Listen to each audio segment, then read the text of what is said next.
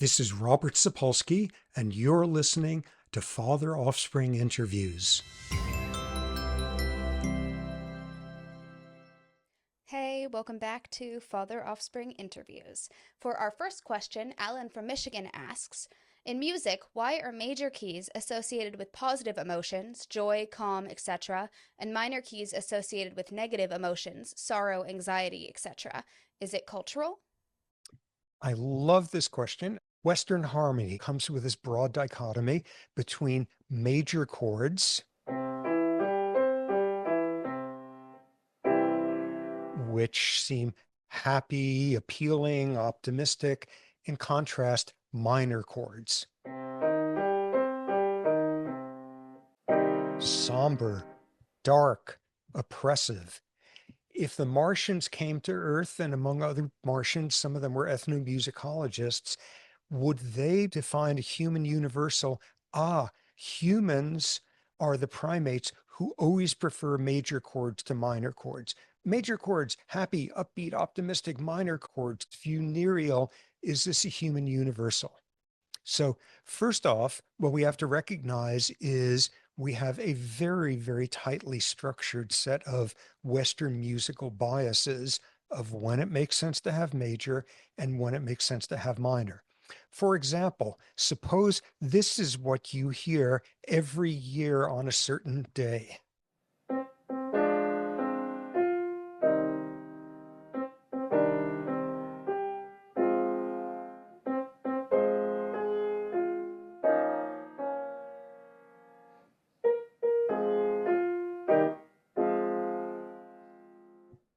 Just imagine what a screwed up childhood that is if each year they sing that and mom brings out a big birthday cake made of haggis or something.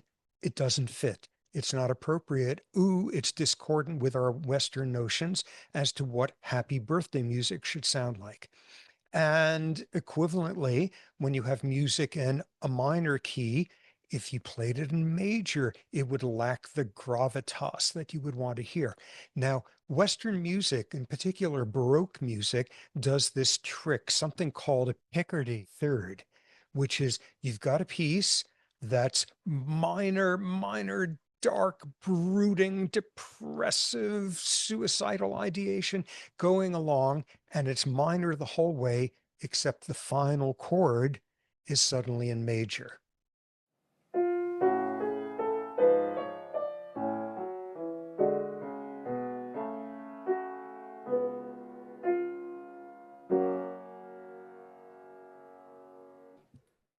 There's that major chord, which is obviously supposed to denote the clouds parting and the sun coming through.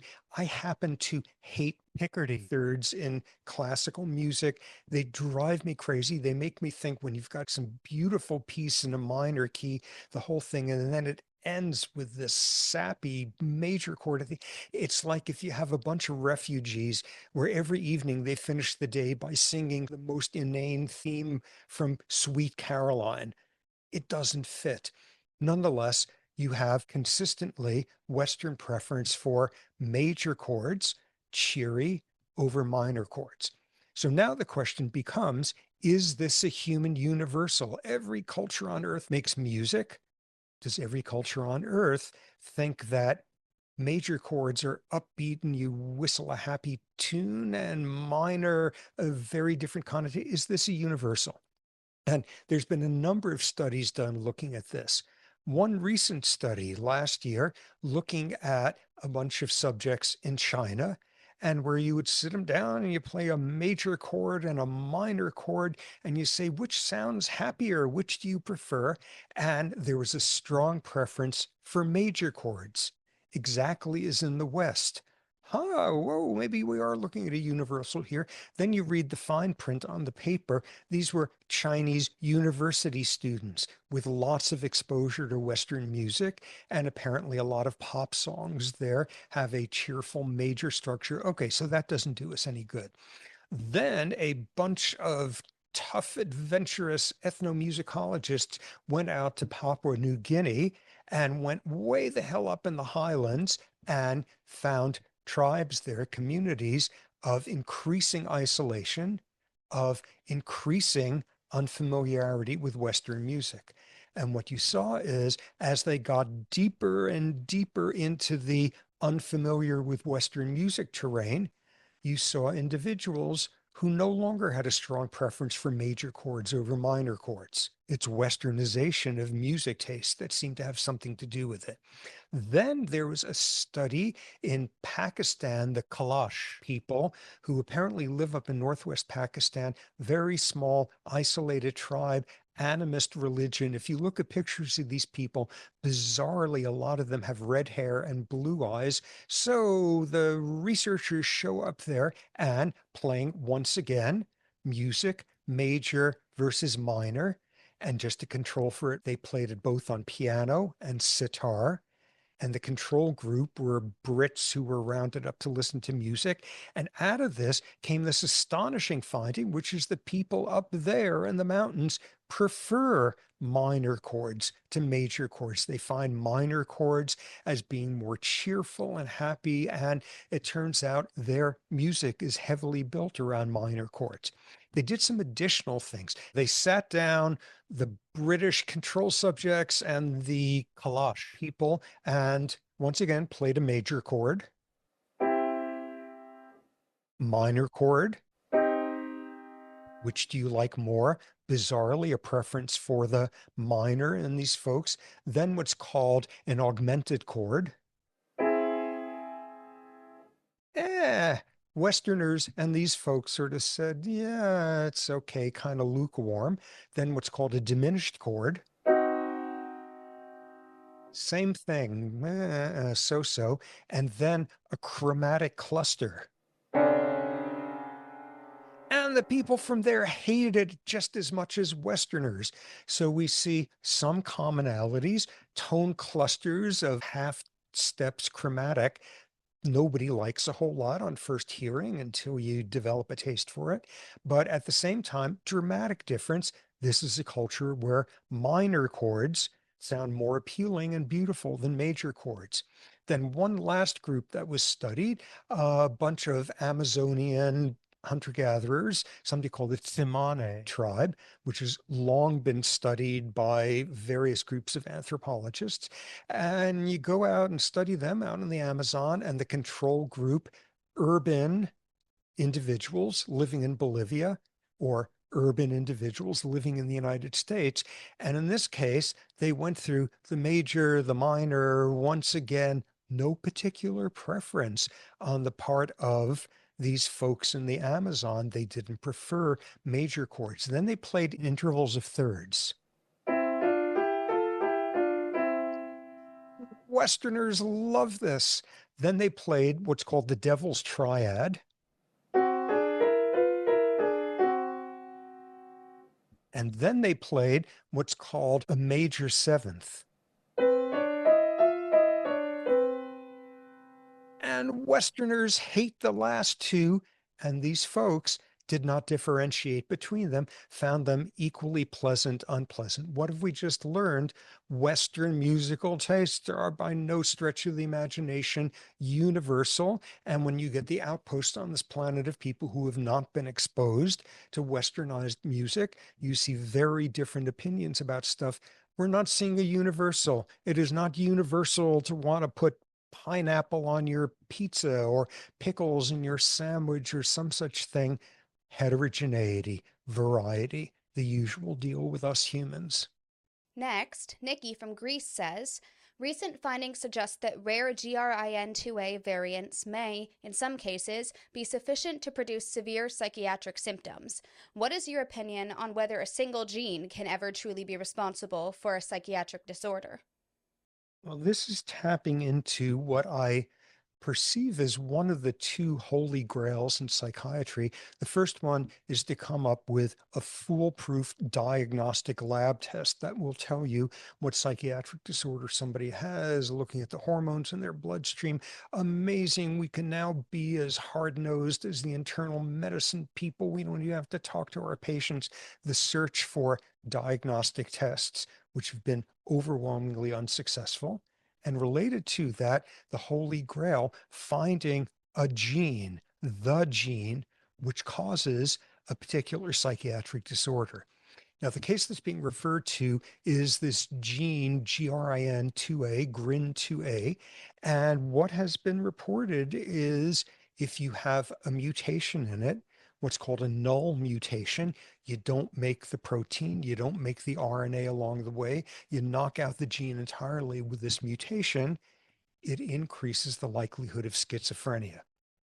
Moreover, a particular subtype of schizophrenia, one which instead of getting people in late adolescence, early adulthood, is getting kids around puberty. So some sort of different variant. But whoa, look at this, a single gene mutation.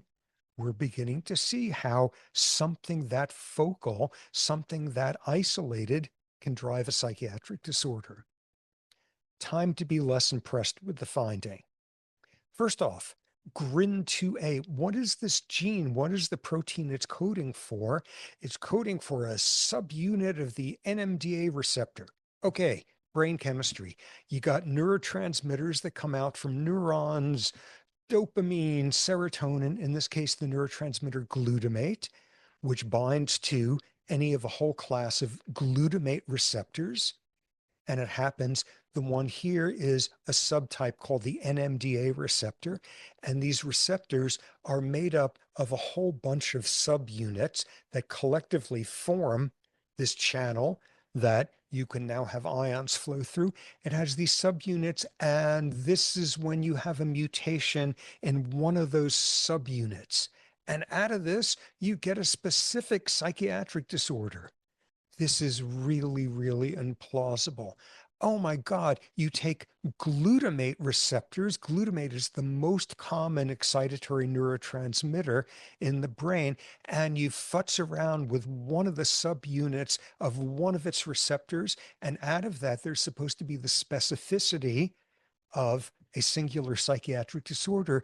This is like doing a mutation so you knock out the letter E from the entire edition of War and Peace, and somehow now it reads that everyone got together wonderfully and it was great. And this is a very non-specific genetic anomaly.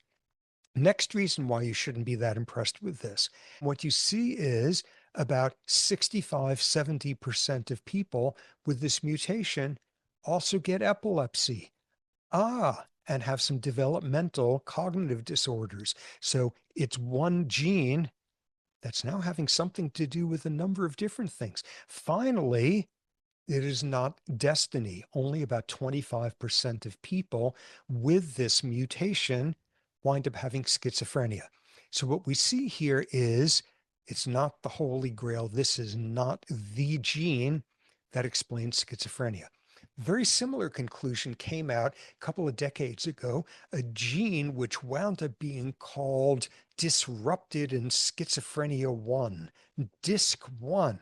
And the gene was disrupted aficionados by a translocation that chopped up the gene right in the middle there, so no expression. DISC1. DISC1 increases the risk of schizophrenia. That's great. It's even named after it.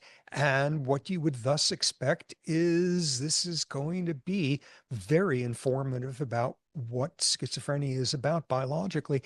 Turns out nobody still has much of a notion of what DISC1 does. It was first isolated by some Scottish scientists, University of Edinburgh, and in the year 2000, they called it DISC1. DISC1, they can't even come up with a name that says something about what it does. All you could come up with is the name of, oh, it's disrupted in schizophrenia. That's what this gene is about. And it doesn't tell us much. And then you follow the literature in the years since then.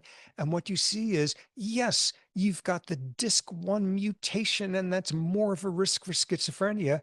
Turns out it's also more of a risk for bipolar disorder, for major depression, for autism spectrum disorder. There's no specificity there. So much for that dream of one gene variant equals one psychiatric disorder or one neurodevelopmental profile. And what this begins to tap into is two concepts in medical genetics. First one, this term polygenicity, a trait that's influenced by a gene a trait that's influenced by a whole bunch of genes, a polygenic trait. And what you see, for example, with schizophrenia, the best surveys of people's entire genomes, there's about 300 different genes that are implicated in contributing to the risk for schizophrenia. This is radically extreme polygenicity. The next thing you do is you see a concept called pleiotropy. What does this gene do? It codes for this protein and it does X, and it does X in every circumstance on the planet. Instead, what pleiotropy is about is very commonly, almost as the rule, you will have a gene that works a little bit differently in different environments. And thus, what you see is the same mutation can increase the risk of multiple psychiatric disorders. And this massive gene survey study, very influential, where they found hundreds of markers, and more than 100 of the markers identified the risk for more than one psychiatric disease. For two of them, 25 of the markers associated with four different psychiatric disorders. One of the markers increased the risk for eight different psychiatric disorders.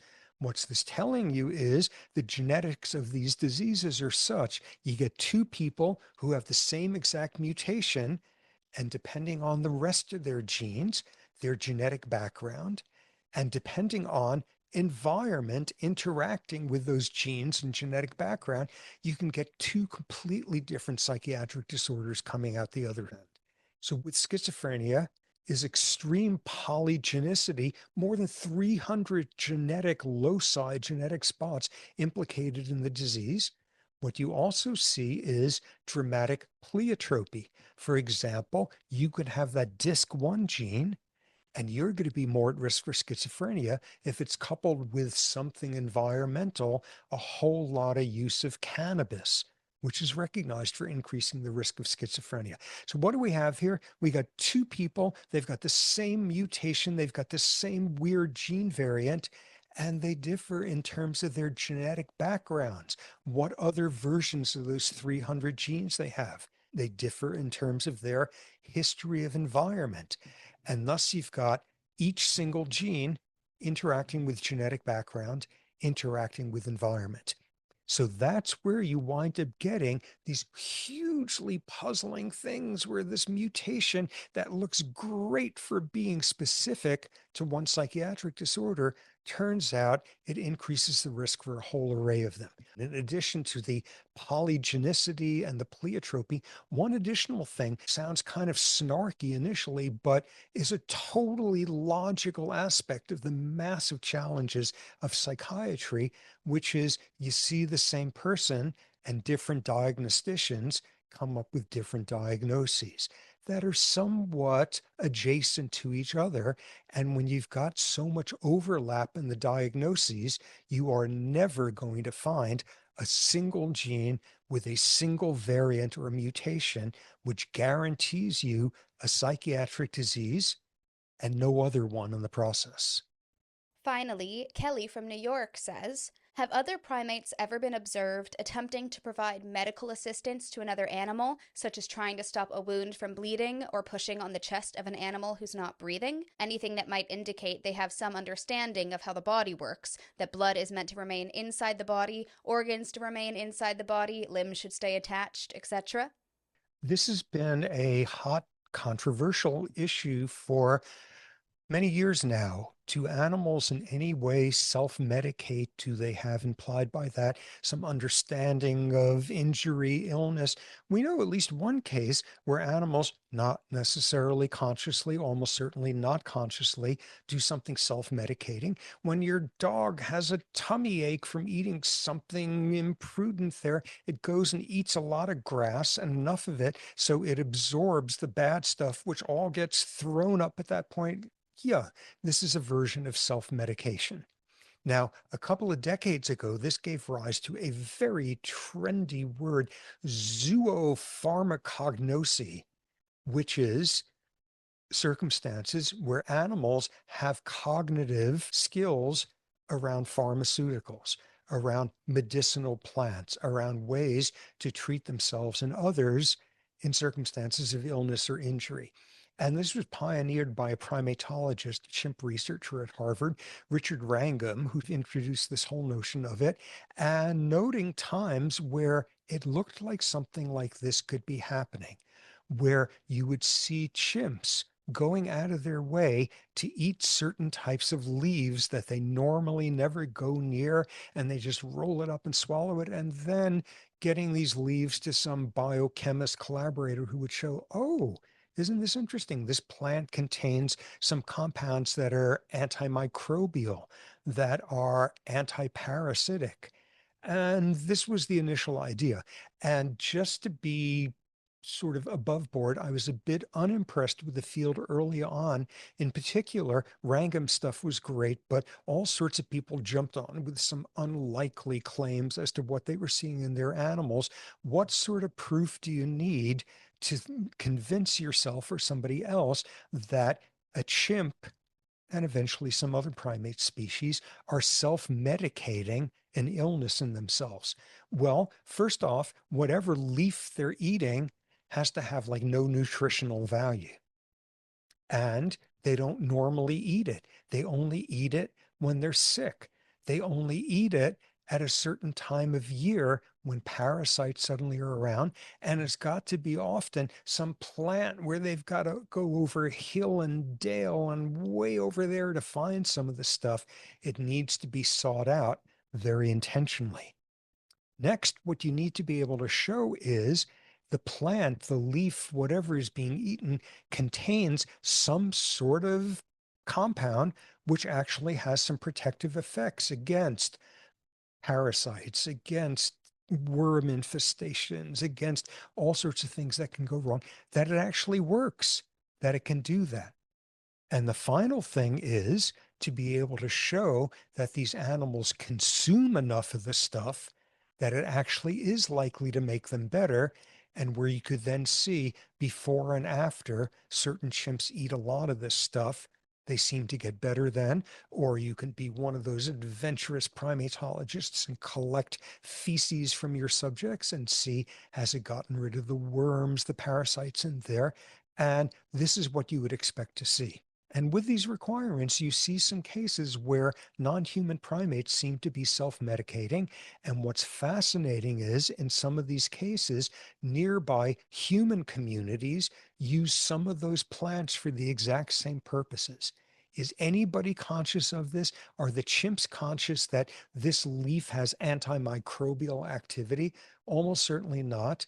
The humans sure do, because they can tell you which plant species are good for this and good for that, and hundreds of different plant compounds that have been isolated that have medically beneficial effects. Okay, so that looks like there's evidence for that. How about now, forget you and your intestinal parasites, is there evidence that non-human primates ever come to the medical aid of some other primate, some other member of their species? And there's been a few cases of this observed. One of them was a study about 5 years ago in a national park in Uganda called Kibale. And these were chimp researchers. And chimps, just going about being chimps, get lots of injuries. They bite each other, they hit each other over the head, they bump into boulders, they get lots of bumps, they get lots of cuts. And what these researchers showed was, over the course of a few years of observing these two communities, 4% of the time that a chimp got some sort of injury, suddenly they'd be surrounded by their friends and their cousins and their other loved ones and their chimp accountant and everything. They'd be surrounded by a bunch of others who would examine the wound and lick at it and touch at it and rub it a bit. And in one case, a male getting a whole bunch of leaves and coming over and rubbing it across the wound, which is not necessarily all that pleasing, I would guess, but you see some sort of attention being paid, some sort of ritualistic behaviors carried out that are plausibly supposed to be helpful. So, what's going on with this? Maybe this is them trying to heal the wound. Maybe this is them just being voyeurs saying, ooh, let's lean in and I dare you to touch that open, gaping, festering wound. And maybe that's what's going on, but at least supporting the notion that this is something useful. That same population of chimps has been observed to do some of the same things to themselves when there's injuries, self-directed. The second example came from a study published last year, which got a lot of public press. And again, it was with the chimpanzees living in Kabale in Uganda. Are they all pre-meds there? No, it turns out this is one of the field sites where people have been doing very thorough chimp research for a long, long time. And what did they show in that study? What they saw was you'd get a chimp with some sort of injury, and then they would go out of their way to catch a specific type of insect flying around. They would then mush it up with their lips, and they would then rub it over the wound. And this was observed about 6 times where chimps would do that to themselves after an injury, observed at least once where a chimp went and caught one of these bugs to rub it on somebody else's wound. This looks very intentional. This looks very ritualistic. Now, bringing our rules in from before, has anyone been able to show that these insects contain some sort of chemical which is antimicrobial or anti-inflammatory? No, because, there's all these bugs there and the chimp grabs this fly and mushes it and squishes it between its lips before they can't get the remnants afterward and figure out what species this was. No one's been able to show if there is actually a chemical in this insect species that has some protective effects. And it's been too rare to be able to see, ooh, how long does it take a wound to heal for the 47 chimps who got insects and did this compared to the 11 chimps who got injuries and didn't get the insects? The science isn't there yet to do that. What's possible is what we're seeing is one of two things that are very, very human, which is you go to the doctor and you got something unknown, and the reality is the doctor has no idea what to do, or there is nothing to do, and they come up with something. Okay, sometimes this is helpful. This is come on, come up with something here that's going to be purposeful, that's going to be helpful here. And when it's done by another chimp, it carries the benefits of being a pro-social gesture. Ooh, here they come with their magical ointment made of insects that they've squished with their saliva. How great is that they're doing that for me? And what this, of course, raises is the possibility that even chimps are subject to placebo effects. Wow, I feel so much better since that other chimp who I like and trust has caught and squished a whole bunch of these insects for my wounds. A lot needs to be done to have more insight as to what's actually going on here. And that's it for episode 97. I'm Offspring Sapolsky, and thanks for your continued support of Science and the Beard.